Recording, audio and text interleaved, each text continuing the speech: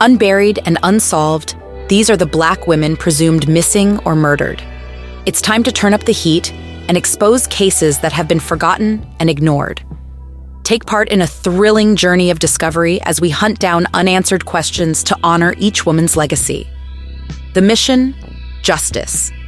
This is No Tears for Black Girls, a true crime podcast with a purpose. Created by award-winning author John Reed Berg. Brought alive with stirring narration from Samantha Paul. Tonight, we're talking to a Coweta County family about a mystery they are desperate to solve. This week marks 2 years since Tiffany Foster disappeared. And although various clues have popped up that could signal possible foul play, as of tonight, no one is facing charges in her disappearance. And Teresa Bowles spoke to the family today. She's joining us in studio with more. Yes, guys, Tiffany's mother told me today she's devastated. Tiffany has become yet another woman of color, joining the many vanishing at staggering rates in our state. 2 weeks had passed since Tiffany Foster disappeared, and the small town of Newnan, Georgia, still felt the shock. Everywhere you looked, there were signs of the tragedy that had befallen the community. Memorials that had sprung up on highway exits, somber conversations between shopkeepers. It had all started with a late-night phone call. At the other end was Reginald Robertson, her fiancé, calling from the local jail. He was frantic, begging Tiffany to come down and bail him out. She had told him not to call her like that he had to find his own way out of this mess. But he would not relent. Something in his voice had convinced her he was in danger, so she had gone to jail. When she arrived, they had arrested him for a domestic violence incident that had occurred in November. During the altercation, Tiffany had been a victim. The police had charged Robertson with felony murder, malice murder, concealing death of another, rape, kidnapping, false imprisonment, forgery, financial card theft, and financial card fraud. The news had sent shockwaves through the small town. Robertson was a local mechanic. He had been engaged to Tiffany and was a father to her 3 children. No one could believe that he could have committed such crimes, but Tiffany had stood by him, saying that he was innocent until proven guilty. 2 weeks passed, and there was no sign of Tiffany. She had vanished while running errands in town. They found her car abandoned in a parking lot, the driver's side door still open. It seemed that she had simply disappeared into thin air. The police had searched high and low, but there had been no sign of her. Her family had put up posters and offered a reward for any information that could lead to her safe return, but nothing had come of it. The entire town was in a state of shock. People whispered her name in hushed tones on the street, and they offered prayers at churches throughout the county. Everyone was desperate for news. And then, 2 weeks after her disappearance, the news came. The police had charged Reginald Robertson with murder. He was in custody, and they had enough evidence to confirm that Tiffany had perished. But without a body, the family could not have closure. They were desperate for answers. What had happened to Tiffany? Where had she gone? What had happened to her? The community was grief-stricken and scared. Everyone knew that if they found Robertson guilty, it would be the highest penalty.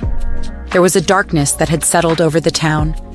It seemed as if they had stolen the light from them, taken by force that no one could explain. Everywhere you looked, there were reminders of the tragedy that had befallen Newnan. Everywhere you looked, there was a frightening darkness. 2 years of 3 children going without their mom. Tiffany Foster's mother, Katrina Hill, says nothing will fill the empty space in her heart since Tiffany went missing. I don't get any sleep wondering where she is, what happened. It's just devastating. On the night of March 1st, the 35-year-old left her apartment to go to the store. She never made it home, missed class the next day, and missed a flight a few days later. Weeks after she disappeared, her car was found 30 miles away. Her fiancé at the time, Reginald Robertson, was later arrested for kidnapping and assault and remains in jail on those charges. But Coweta County Sheriff's Office told us before that involves something that happened before Tiffany disappeared. Myra McClinton says she got involved in the case because it touched her heart. She's been spearheading the search party. We need the support. We need to keep the energy when one of ours goes missing. I asked several times this afternoon for an update from the Coweta County Sheriff's Office. No response. Meanwhile, Tiffany's family hopes to be reunited with her one day. I just want to know where my baby is. Is she okay? I just need answers and closure. It was time for Robertson to face his trial. The county courthouse quickly filled up with concerned citizens, all eager to hear the verdict on what had happened to Tiffany and if justice would be served. The selection committee chose the jurors considering their personal connections and understanding of the case. This allowed them to consider both sides and come up with an impartial judgment. The jurors scrutinized the evidence with utmost concentration to ascertain if Robertson was guilty of her murder. When witnesses stepped forward and gave their testimonies regarding the incident in November, everyone present held their breath. There seemed something so final about hearing first-hand accounts from those who knew Tiffany Foster best. Family members, friends, even Robertson's former employers attested to seeing bruises on her arms after he assaulted her. As more details emerged surrounding that fateful night when she vanished without a trace, things started looking worse and worse for him, although his lawyer defended him by arguing lack of physical evidence found against Robinson since a body never resurfaced. The courtroom was thick with tension and expectation as the jury awaited their verdict. All eyes were on the judge as he revealed the damning words that would echo throughout Newnan for many years to come guilty of first-degree murder. Reginald Robertson, despite his denial of it, had been convicted and sentenced to life imprisonment without parole or clemency. As this grim outcome settled upon the town like a fog, its citizens grieved, but at least they found peace in knowing justice had been served. Baby, if you're out there, we're still looking for you to come home, we miss you. We miss you very much.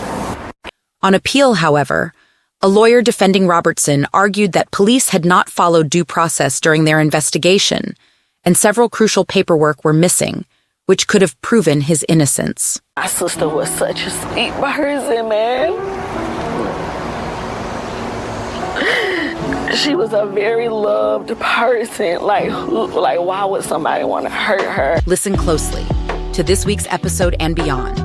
Repost, like, follow, share, and spread the word about No Tears for Black Girls on Facebook, TikTok, Instagram, YouTube, and Twitter.